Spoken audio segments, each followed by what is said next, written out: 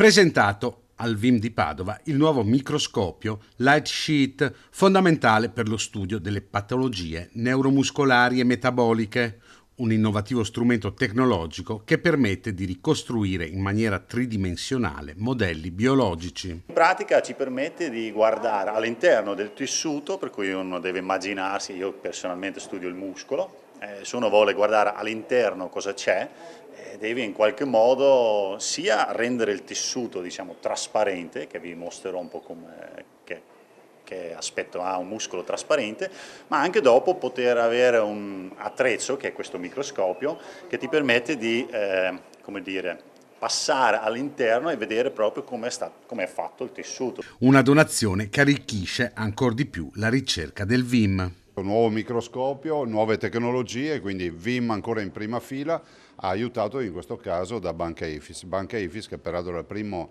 istituto bancario entrato nel 2020 proprio nella fondazione. L'obiettivo è sempre quello di migliorare ed efficientare al massimo le cure che già attraverso il sistema sanitario nazionale sono già efficienti, ma noi vogliamo come banca dare un contributo. Questa iniziativa si inserisce perfettamente nel nostro spirito di sostegno alla ricerca medica e scientifica. Il VIM diventa quindi sempre più attrattivo per i ricercatori di tutto il mondo. Noi offriamo ai ricercatori strumenti, ambiente all'avanguardia, perché possono in modo molto importante fare ricerca. Questo naturalmente a noi risulta molto più facile, perché essendo una fondazione privata possiamo investire nel momento opportuno senza fare tanti bandi.